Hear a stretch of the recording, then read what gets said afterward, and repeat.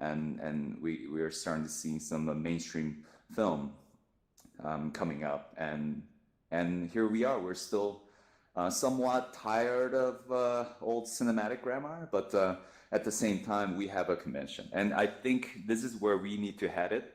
Everyone knows when VR was invented, but before we done, we got to learn from the past to predict the future. Everyone wanted to share their vision by drawings and cave paintings, and we got the text, which we are still using today, which is the backbone of our media. And we have glorious Edison's to predict the future. Everyone wanted to moving photos, moving images that changed everything. But of course, in the beginning, it was just a new media. It's just another gimmick on a light and photography, which was embraced only by the people in the theater, actually, who were able to display this in a dark room, dark area with many people. They're used to it because they're coming from a theater background. But all this has evolved, and of course, I'm not going to talk about the history of virtual reality. I'm pretty sure everyone knows and heard enough about. And we're just looking at the device-centric aspect of history right now. So it's probably less than maybe 30 years or so, or since we got involved with PC, computer-based VR into VR, yes. And so what we're doing is it could be very primitive.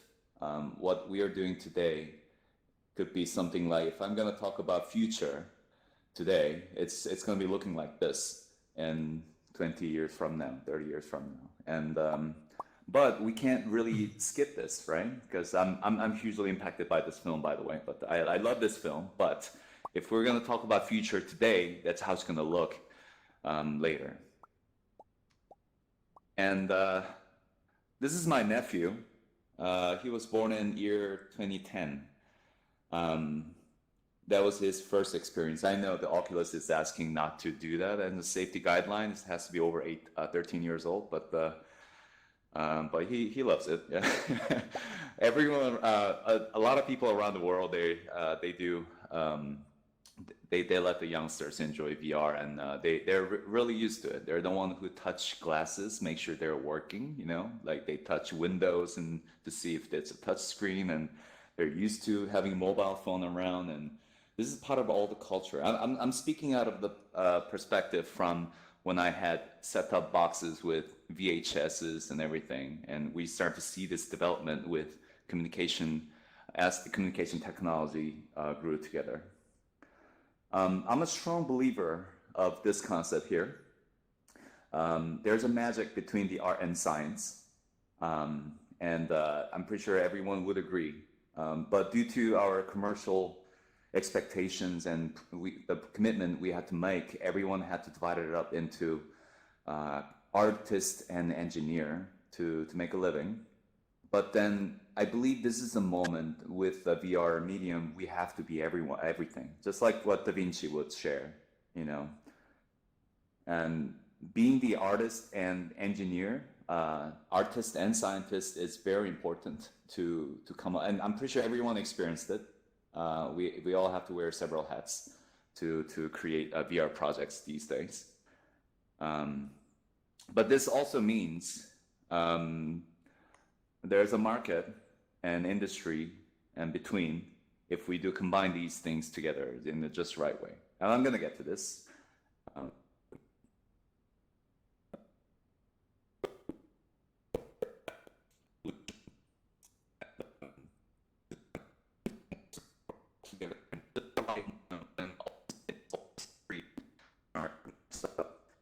When boom comes up and this becomes mainstream. I'm hoping to see this VR look go mainstream. Because we could actually see ourselves now in the current phenomenon. We're not really following the storytellers.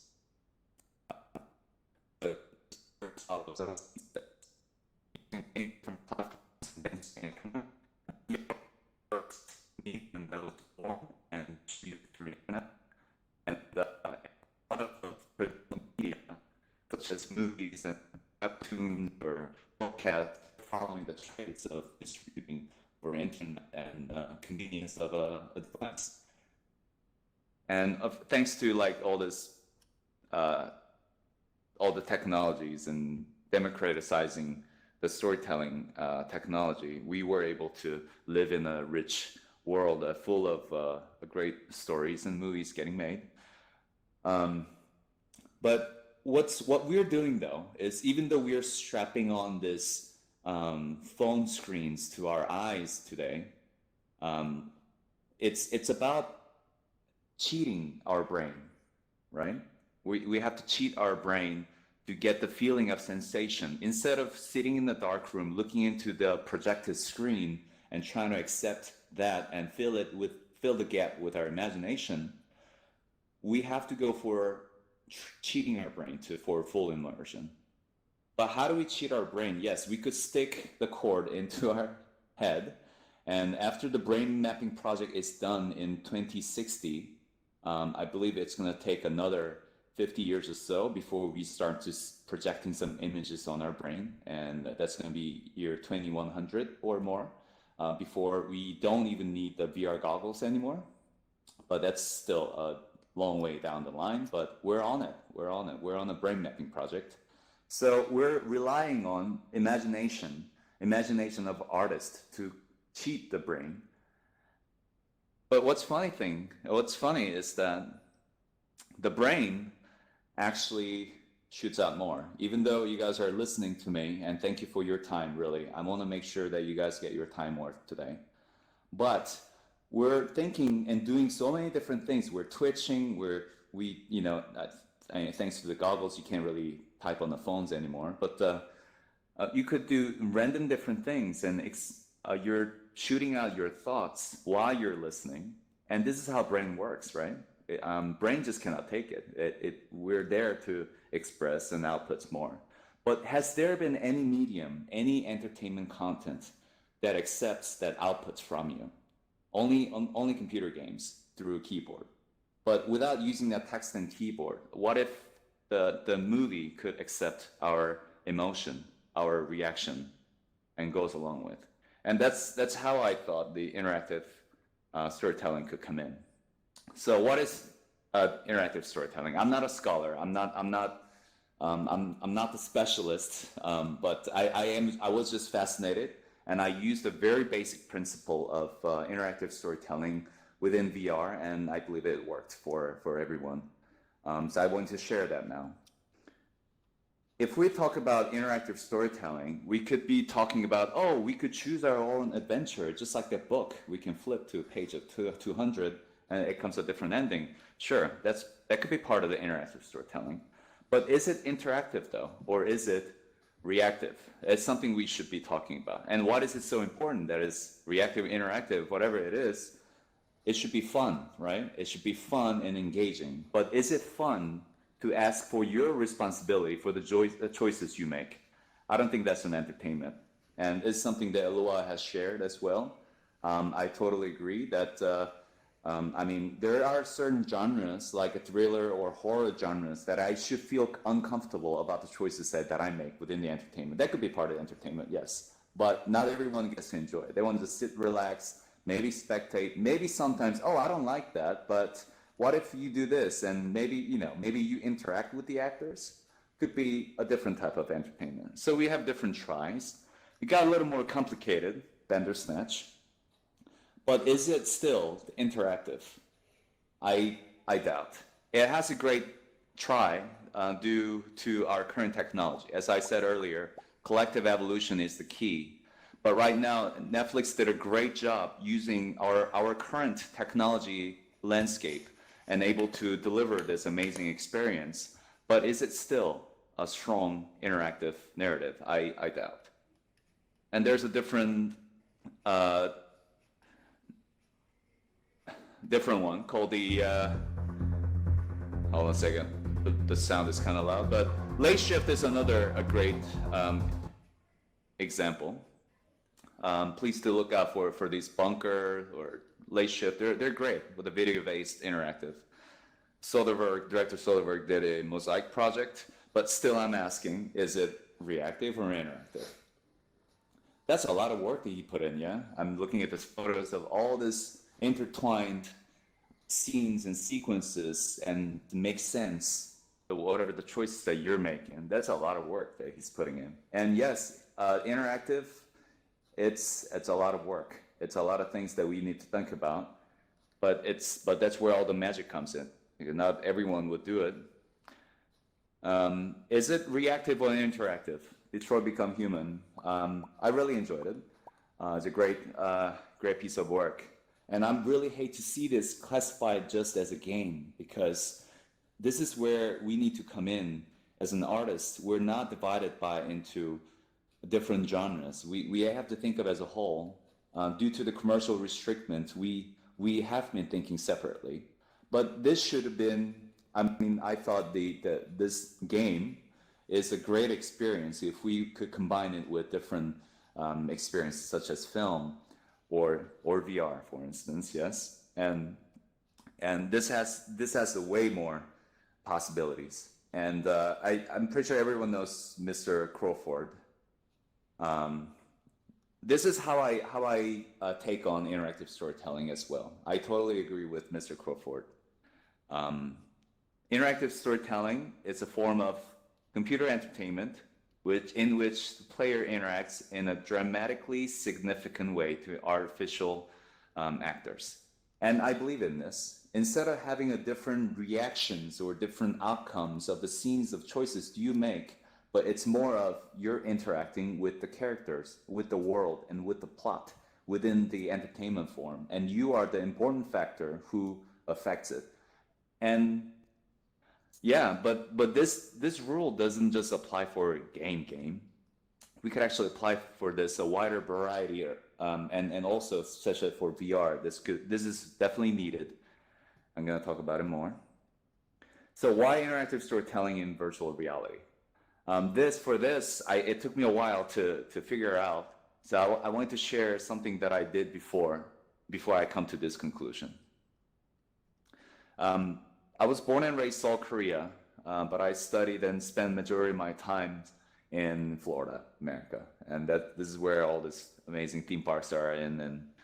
And even though I was a film student, I was totally hooked into theme park and how we were able to tell stories from using space. Yeah. Through that, I met a great mentor. His name, Professor Chris, and how we were able, who really inspired me with his project called the Mr. Melt. It was a simulator, army simulator project, utilizing a real physical set and primitive HMDs to actually recreate the environment using a real-time engine, well, CS engine 1.0, to recreate the whole simulated experience. We call this a mixed reality because we could actually touch the actual physical beings, but actually syncs with the live action and also with the computer-generated real-time imagery. After this experience, I came back to Korea. I worked as a 3D producer for this movie called Mr. Go.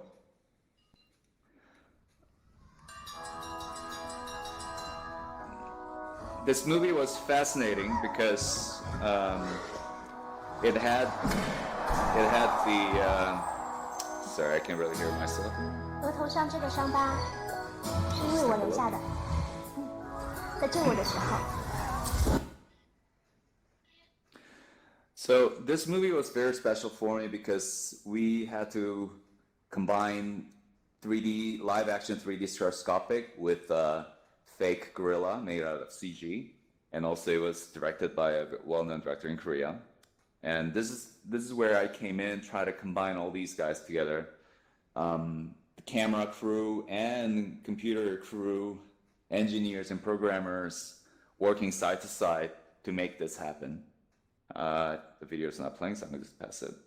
And then I was also a executive VFX supervisor for this Chinese movie. 地狱不空，誓不成佛。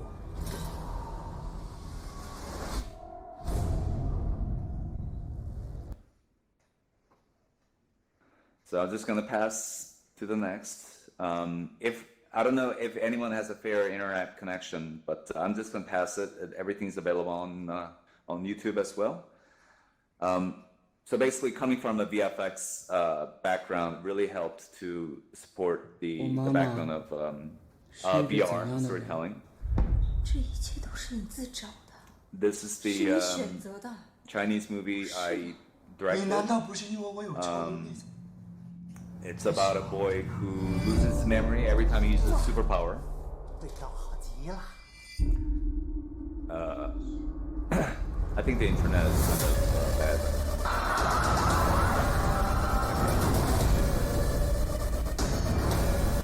Sorry, I'll just pass it.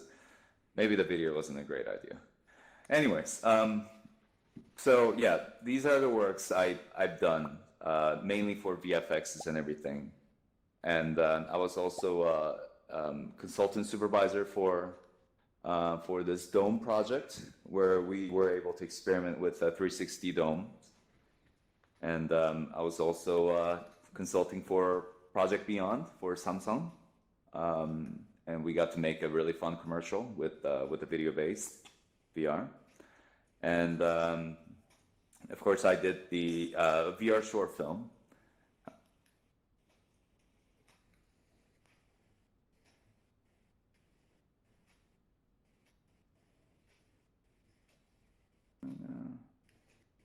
Hey, there you go.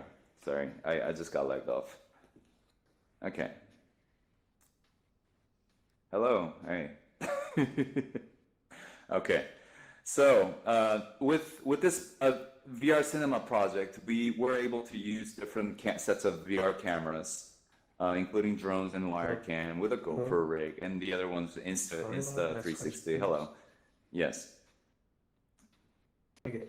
Yes. I'll Oh, go ahead. Can I? Yeah. Sorry. Can I possibly get to you after the presentation, because I know everyone's waiting. I hope you don't mind, but I'll get to it though. I'll get to you. So this is the actual. The video is kind of lagging right now, but this is kind of interesting to see though. But we're using, yes, wire cams and live action 360 to create some of the scenes in VR. Yes, I know some of you are doing a live action video for VR right now. Of course, using drones and doing some fun shots. Hold on a second, let me. The video, why is it not working?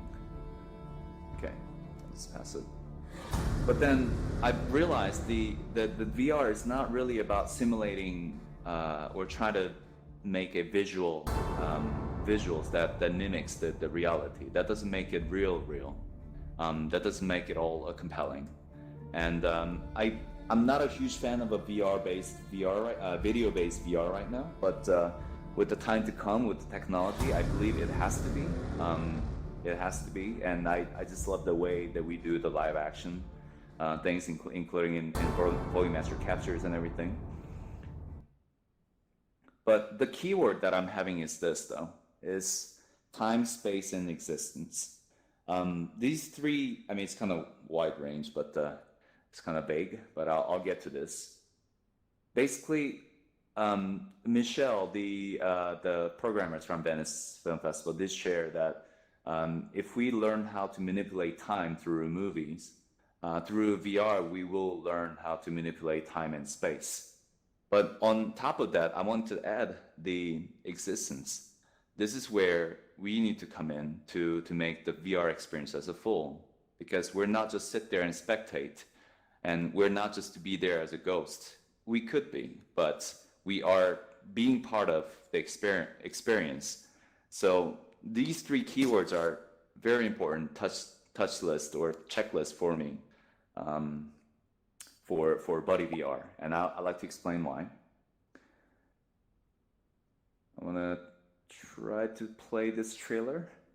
We're gonna watch the trailer.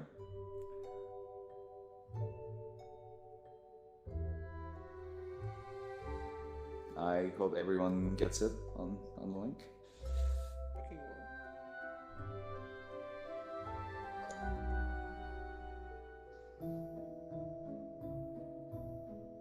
cute. To-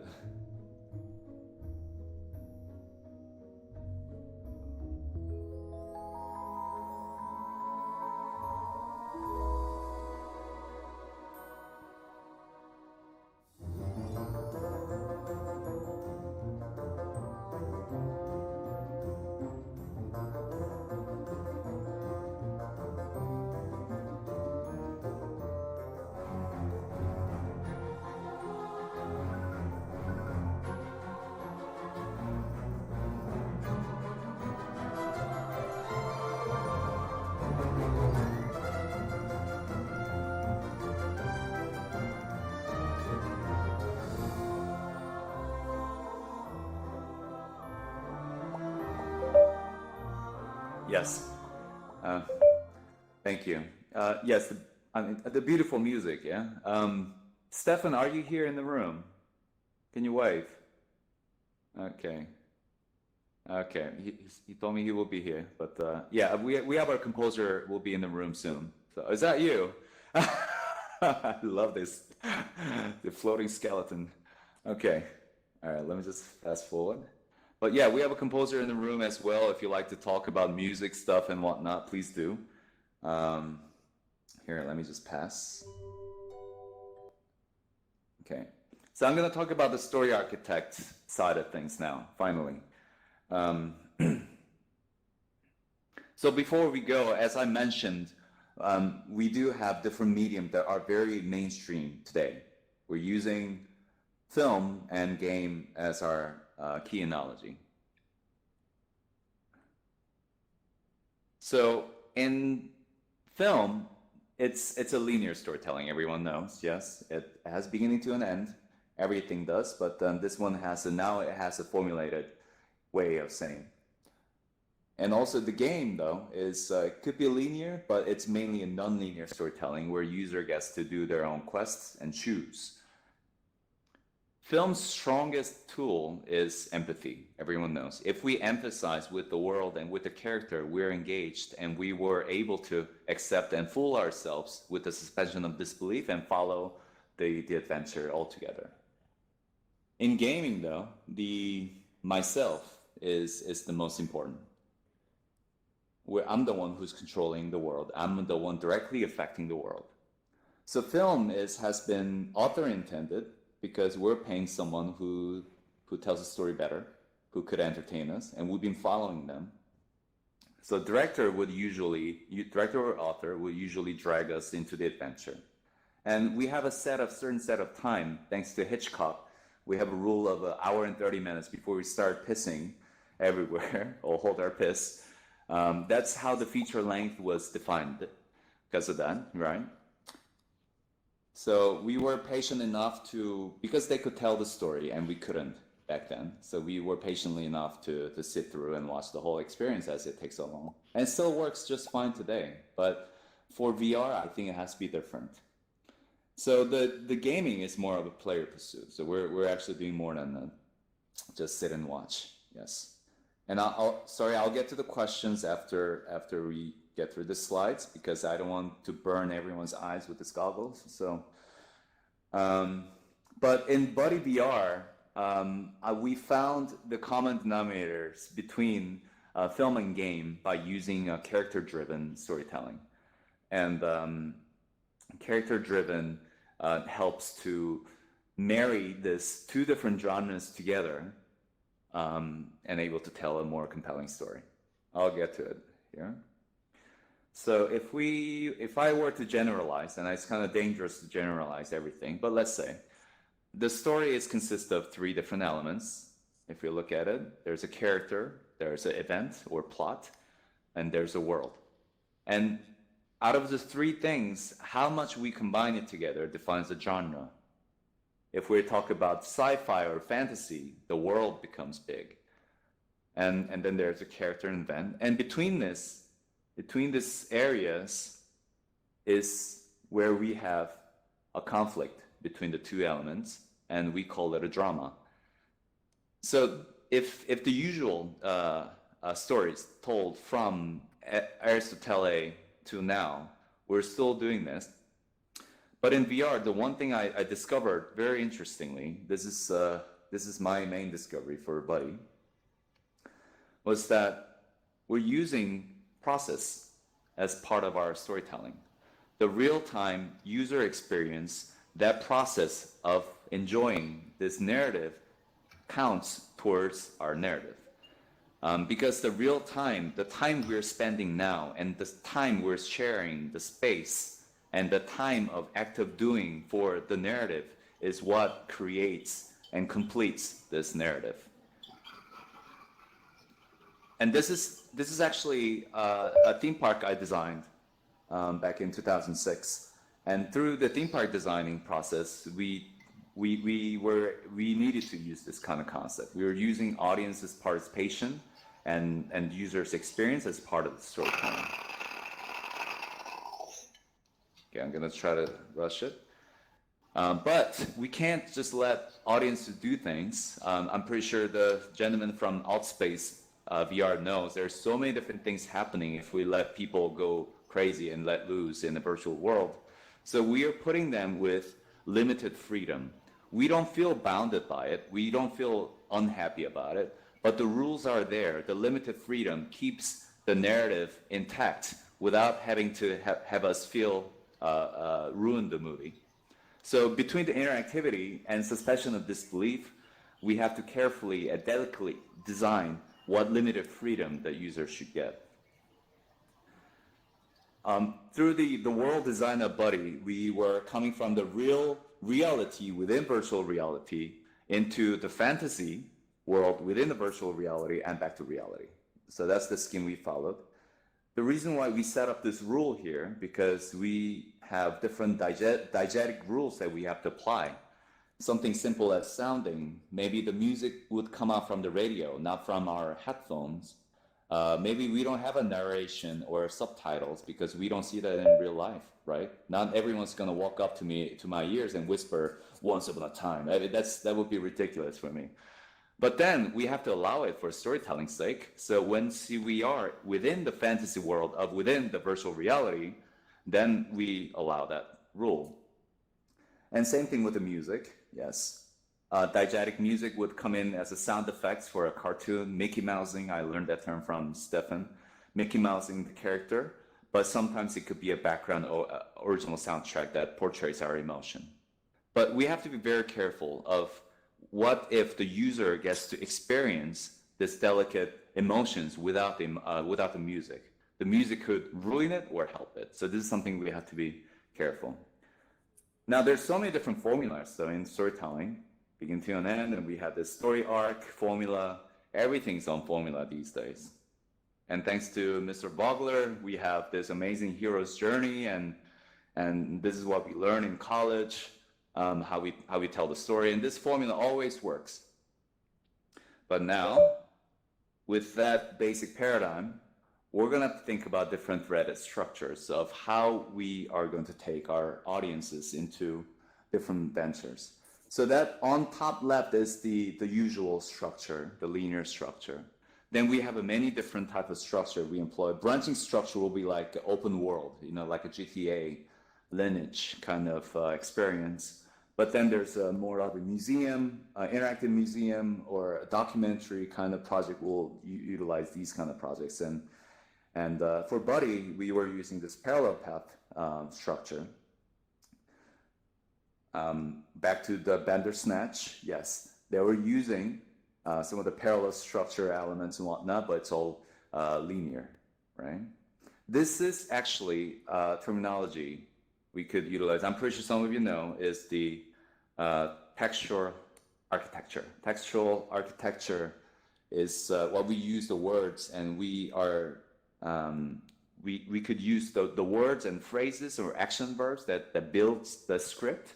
We could be using that, and also depending on how we position it, beginning to an end or in the middle, it will tell the different story. This is a very similar technique that could be used for artists doing a juxtaposition of the media art, or theme park, or even an AI, text to speech, and everything.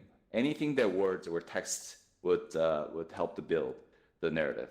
So in Buddy, out of all this this crazy strains of structure, each segment represents a script, and within that script we have a different action verb, just like a script breakdown for different elements and actions. But we would be using that for telling a story. And did someone just sabotage my screen? Okay. Can anyone see the screen? Yeah, I can see it, Chuck. I see it says Okay. Script notes for Buddy. Okay, got it. I'll just pass it. Somehow I don't see it. I'll just do it. So these are different pathways that we did. The different structure, but different actions and things that we. Sorry, Aloha, could you move us slightly? Yeah, sorry. Yeah, because you're blocking my screen. Thank you. All right.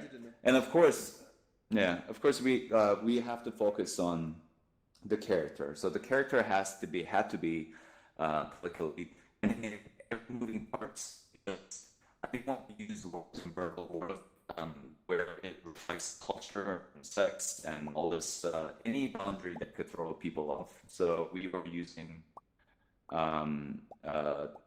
using animal character with the different animation to show the emotion. And this is the blueprint from Unreal Engine. Oh, we use the Unreal Engine, by the way. Fantastic tool. Unity and Unreal. I mean, these real-time engines are totally changing the game, and I love it. This is the only thing that will allow people to interact within the entertainment experience. But this Follow the White Rabbit project was the first one that I incorporated Unreal Engine. And this project was very interesting because we were incorporating live action video to Unreal Engine environment. Sorry, I don't know if anyone sees the video. Let me just pass. Okay, if you don't see it, please let me know. Okay, I guess everyone's seeing it. Okay. We see the video, don't worry. Okay, thank you. But I was trying to adopt Vogler's hero's journey into a spatial storytelling, and which I did for Follow the White Rabbit. It did work well for being a dark ride and things like that. But we need a different structure because it's all in overall it's a linear format. Similar to theme park designing, I was able to put in the user or audience in the center of the screen and able to use as a clockwork to do a blocking. And not to mention great artwork was put in, but the artwork is pretty much everything that we can imply into different charades and subcontexts and metaphor, and we could utilize some of the symbols within this, just like what we do in film art design, production design. Same rule applies to VR, but we had to use more of a spatial way of seeing things. I'm kind of shortening down right now to the time. We're still bounded by time. We're not that free. But now I'm going to talk about the existence. So by able to controlling or communicating with the character, you're not actually controlling the character, but you're communicating with them to maybe you could convince the character to move something. So we feel the omnipotence and discovery of self-consciousness. Because this is a term I learned from a good friend from Three Stories House, Sean. He's also a creative writer for Magic Leap. That user wants to do something and be seen and be in a community. I believe the alt space VR was perfect because we're utilizing the social aspect to do VR.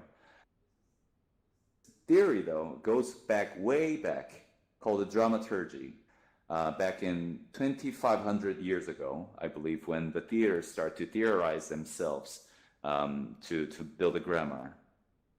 And dramaturgy is we're relying on the audience.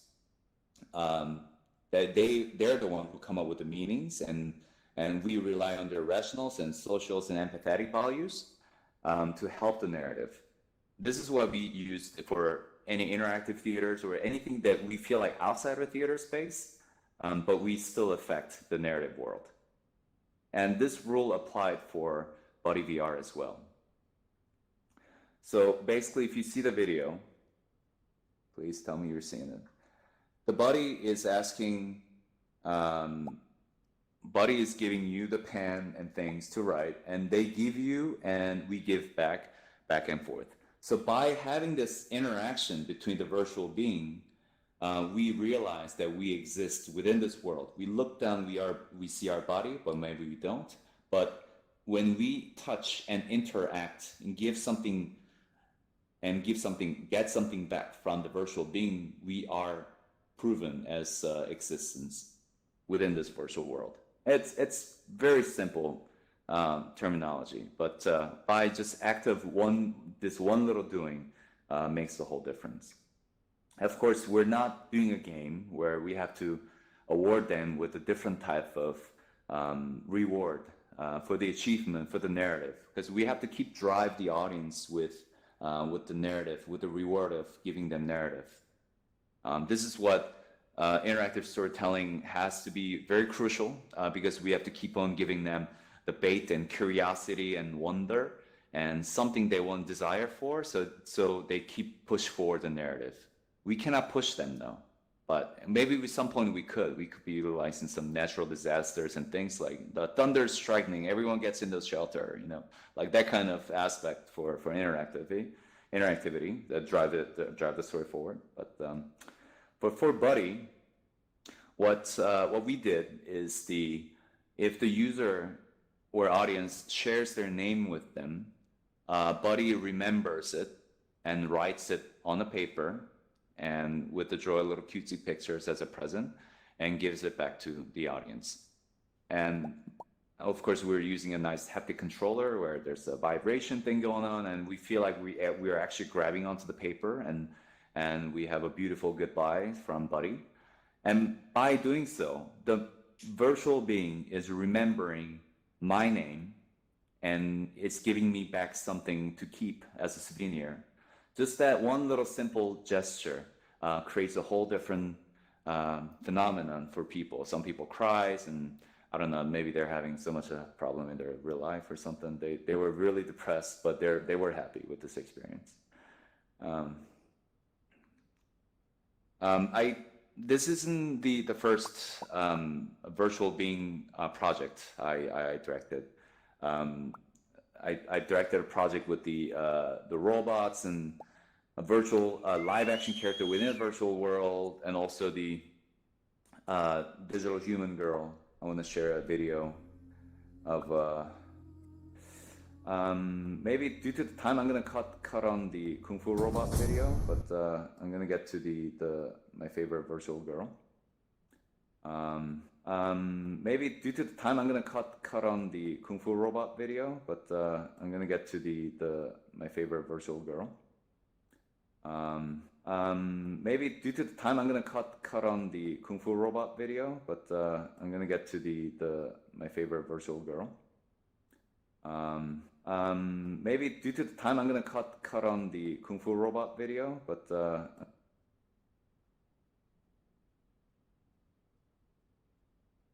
everything to prove you're real.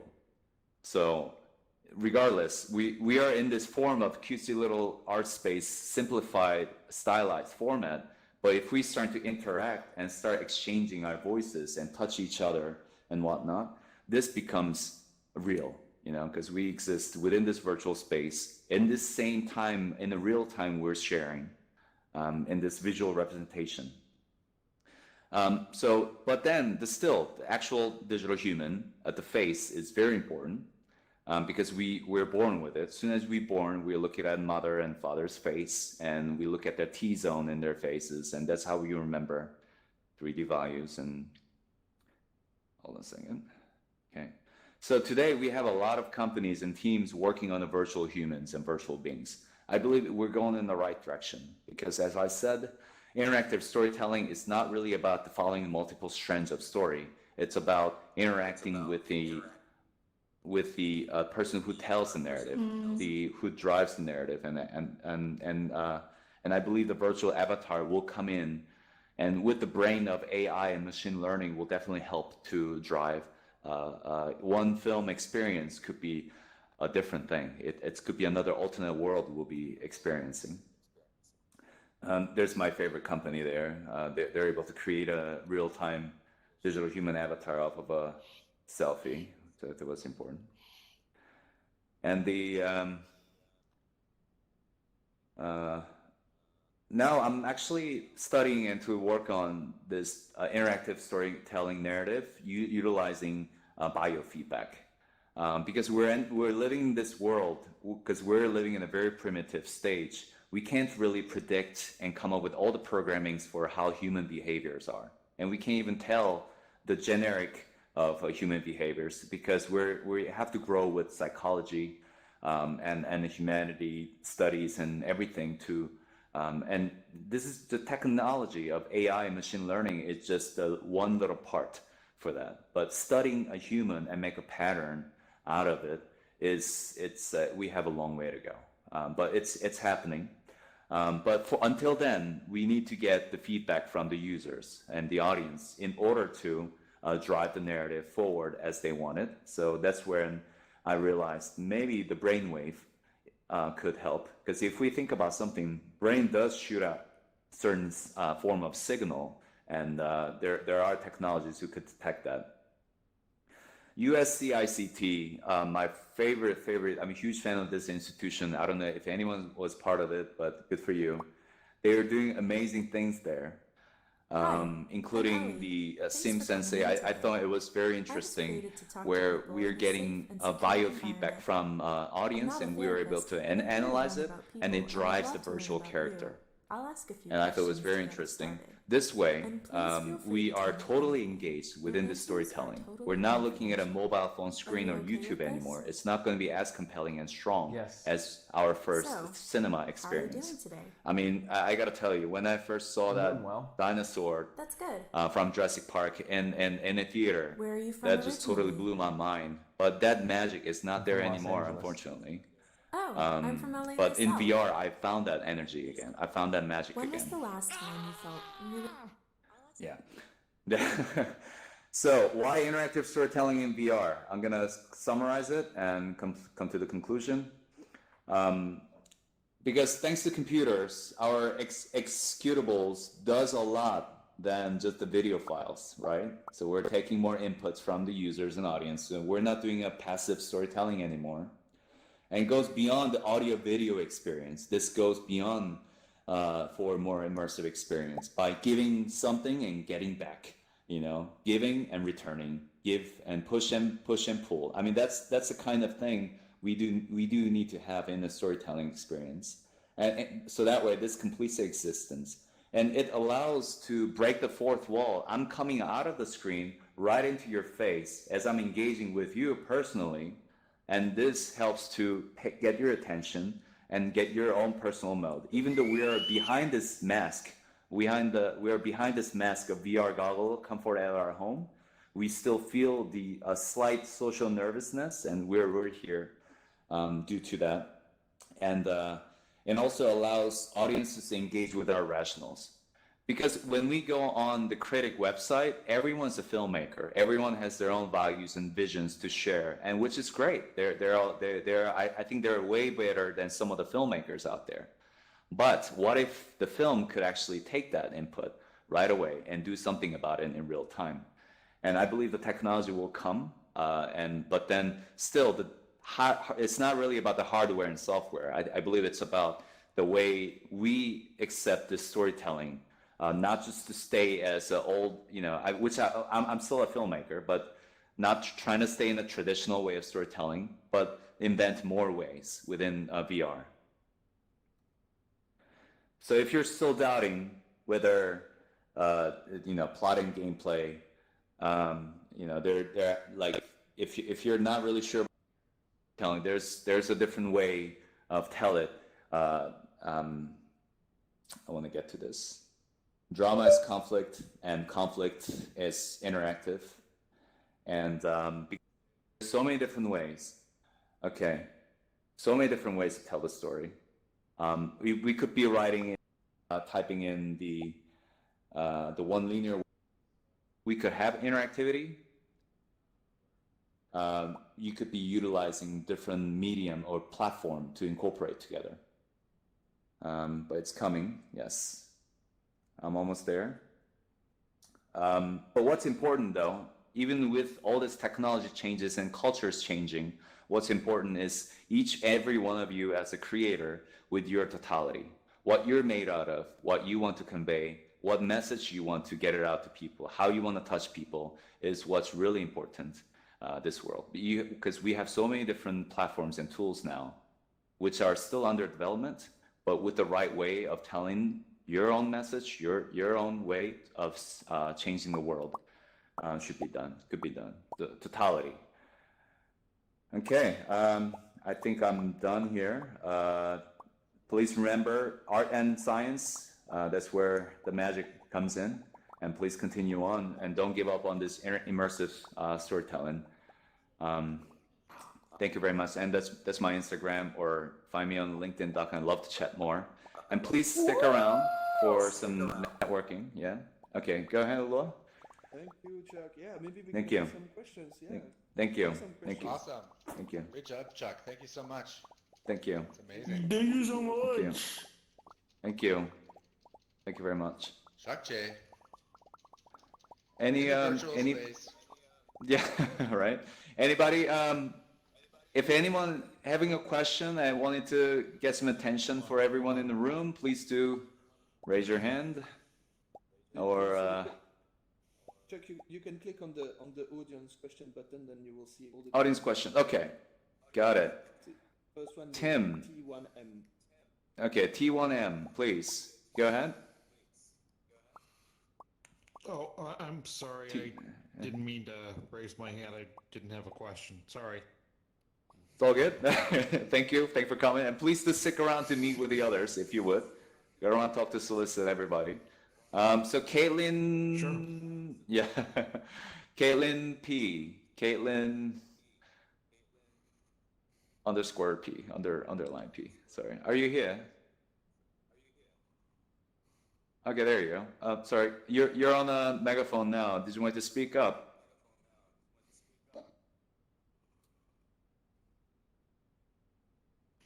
Okay. Speak up, we can't hear you! Caitlin, it looks like you got muted. If you click that red dot on your microphone icon, you'll be able to unmute yourself. Caitlin P's portal to home space. Okay, sorry. Alrighty. Okay. Wow. So I hear you. Goodness. Okay, I'm gonna pass to the next guest. Sorry, Caitlin. Guest 70863488. I think you should totally make an account today at ArtSpace. This is an amazing platform. Good idea. But you're on though. Please speak up. The guest 70863488. What was it? You're up. Yeah, if you want to unmute your microphone, then you'll be able to make your question. Did you have a question? It looks like you have muted. If you click the red dot on your microphone, you can unmute yourself. Going 3, 2, 1. Sorry about that. I don't think I meant to press the button either. But I do have a question, actually. Yes. I come from a filmmaking background myself, and then I basically was like kind of giving it up because of the problems with distribution and being able to tell your story. How do you feel like with this, not just with the space, but the way that you're able to reach an audience with this versus traditional film? What advantages do you? Yes. Yeah, I'm actually asking the same question myself every day.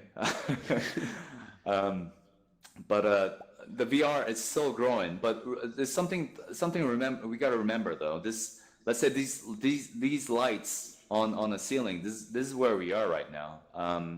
The VR and AR is being adopted in the industrial landscape a lot more than entertainment scape because because entertainment, we need more storytellers like yourselves to get involved in this VR immersive storytelling to get more better contents out there. For me, the Buddy VR was just the infancy stage of what interactive storytelling could do in VR, and it's a story of a one becoming a friend with a lonely mouse.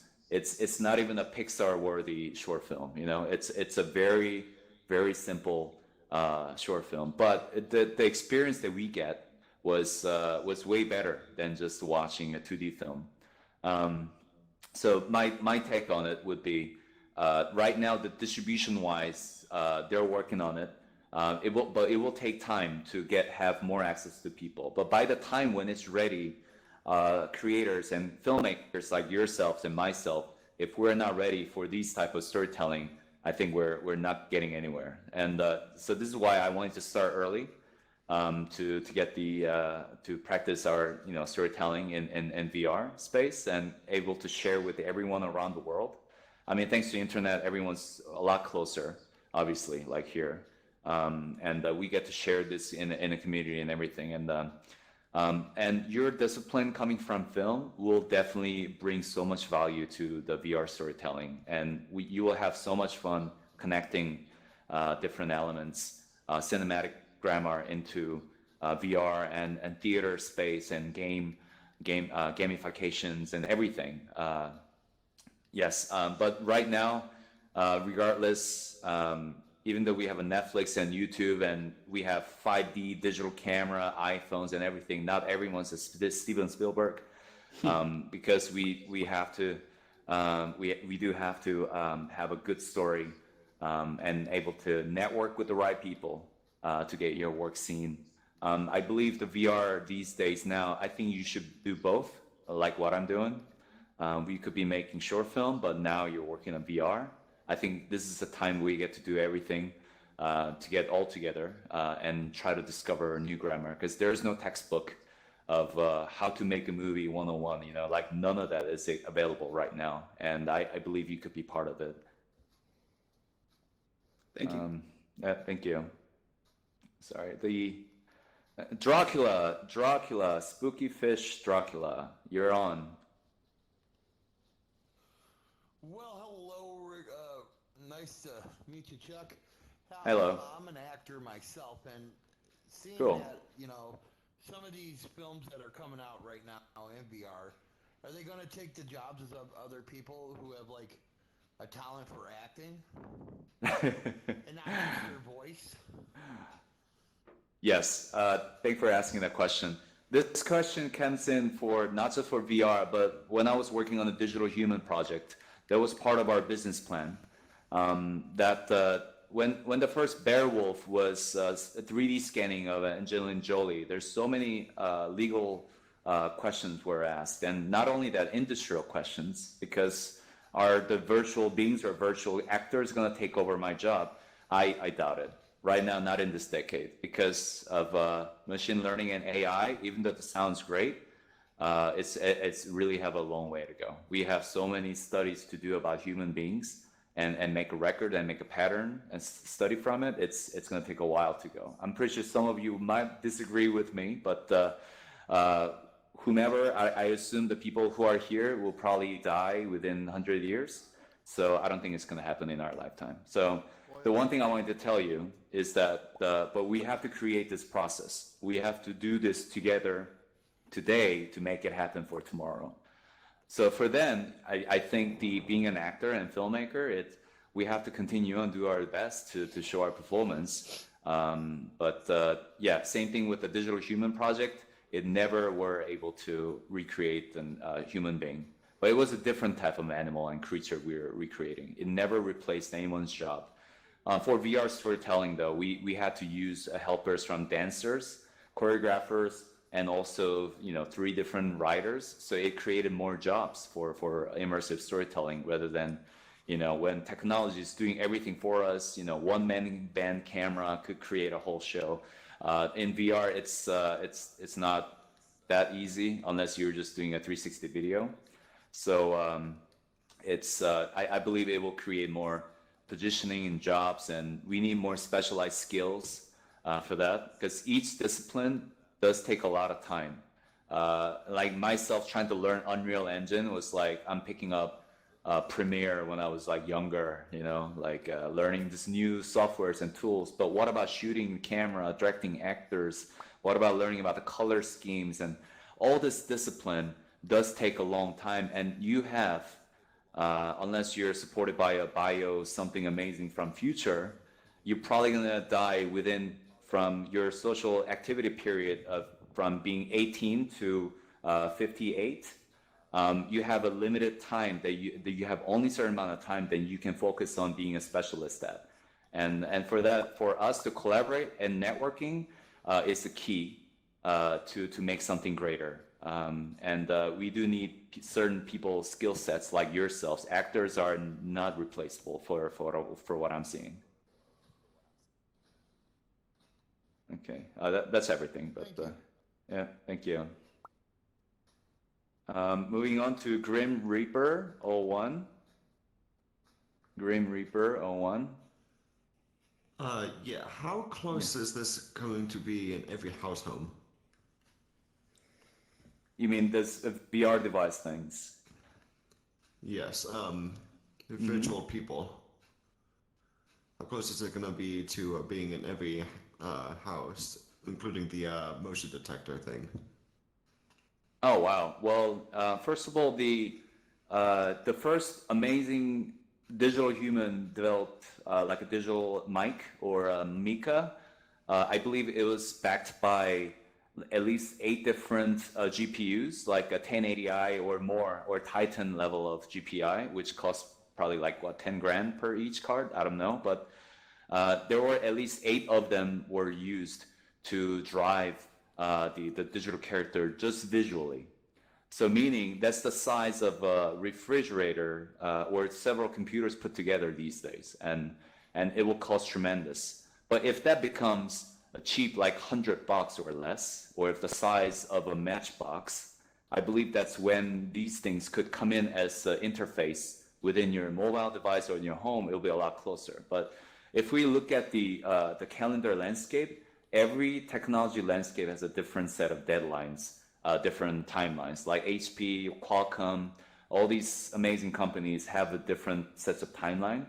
I don't know. If you do know more about this secret, please do share. But from what I'm seeing is that the development calendar, just like the model year and make models are, planned to release each, iPhone 11, whatever. It's all ready to come and release. If we look at this timeline, we get to predict how it's going to come. So if the video card, I'm running 1080i GPU on my VR goggle right now.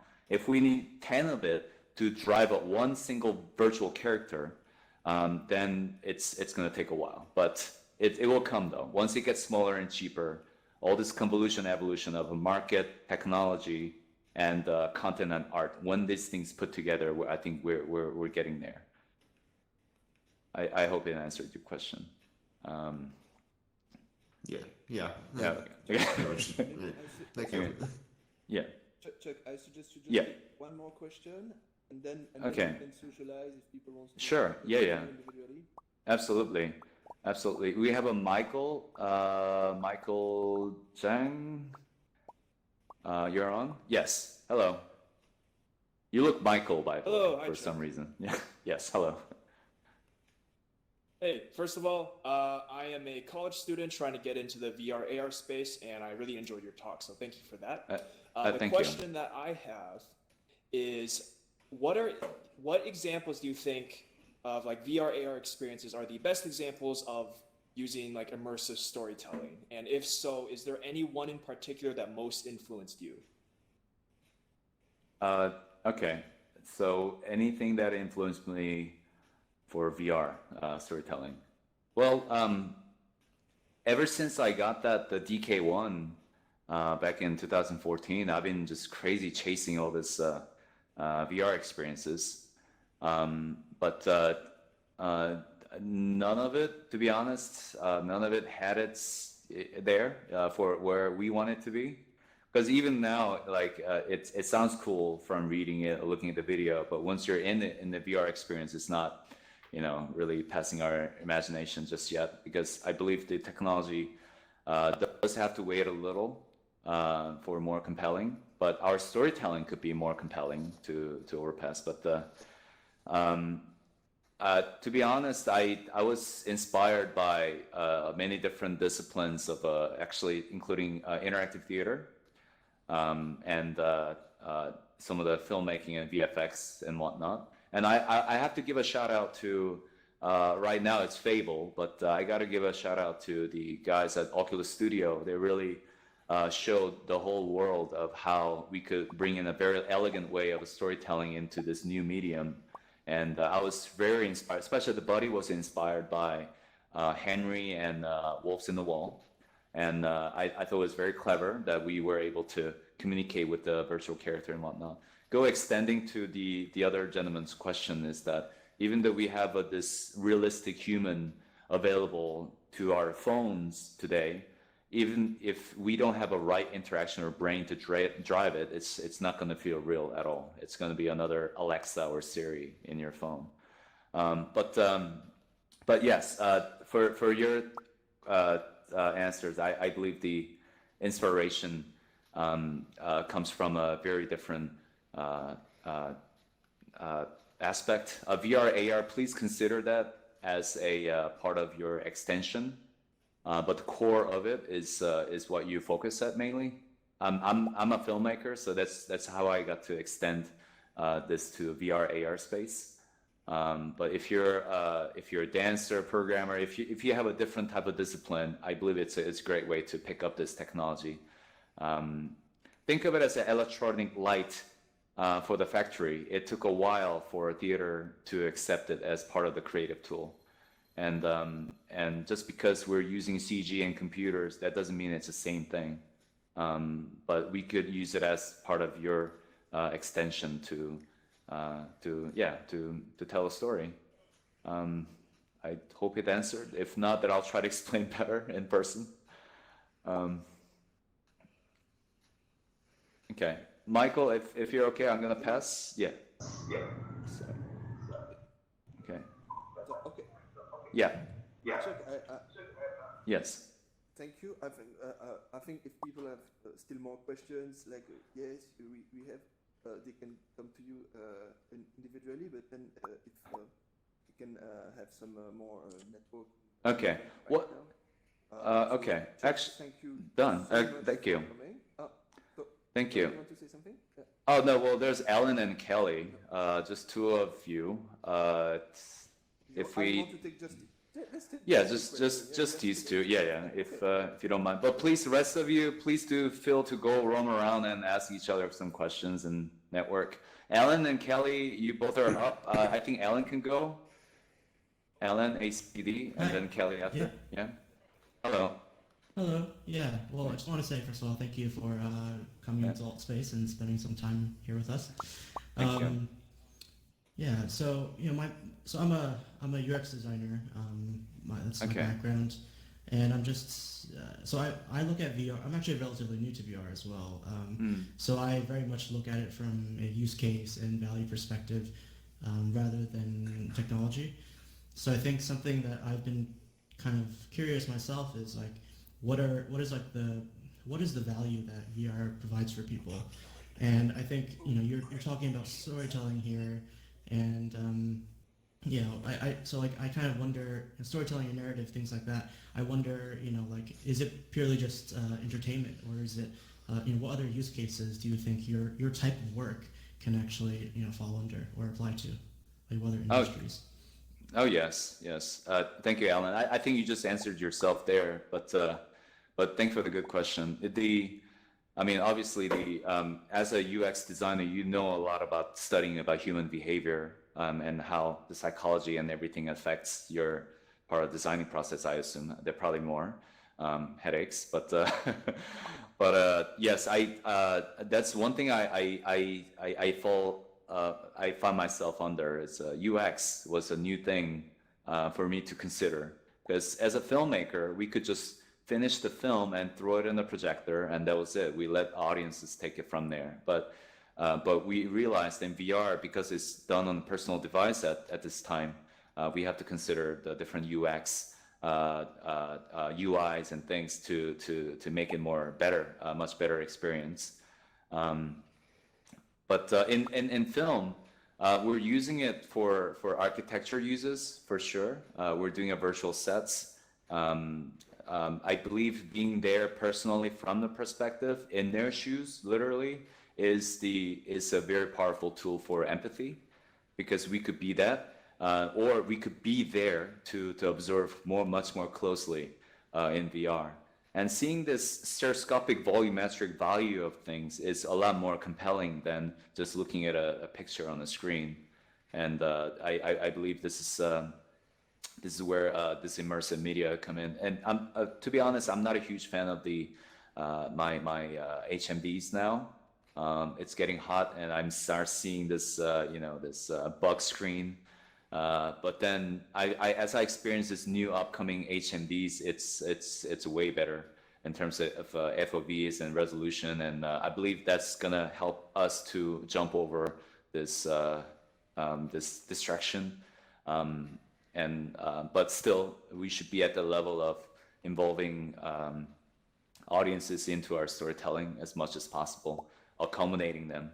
I believe that's the key. But it's not going to replace any industry. I think we just have an extra something amazing besides the mainstream entertainment such as theater and a movie or game. Right. Well, thank you. And moving on to, I'd love to chat more afterwards. Moving on to Kelly. Kelly 1 to 3, you're the last one to go. Thanks for being patient. Yeah. Thank you, Chuck. Thank you. Yes. Kelly? Okay, we're waiting on your questions or comments. Kelly, you can talk. Yes, I had more of a comment. Chuck, hello there. Can you hear me? Hi. Yes. Hey, hello, Chuck. Thank you so much for your time today. We're tuning in all the way from Hong Kong, Shenzhen. Wow. And we had a chance to touch base back in the day, WCVR conference, and just wanted to check to see if you were going to have a chance to come around. Yeah. Hotel in the house. If I could wave my hand right now, I would. Awesome. Hey, no, but you know what? Like there's like some film festival coming up in June. I mean, there's a lot of action happening here in China. I was wondering if you were going to be heading over to this side of the world during this year. Yeah, what does your tour look like? That sounds amazing. Let's actually talk in private, so not everyone just speaking over. This is great. But thank you, Kelly. We'll talk. Yeah. Thank you, everyone. I believe that's everything, and I think we should stick around for socialize a bit. Stefan, is that you? I gotta go grab you and start talking. Yes. Can you hear me? Okay. Yeah, I hear you. Stefan was my composer, who directed the music and who composed the music. So if anyone to have an interest to have a great music for your next piece of work, would be great.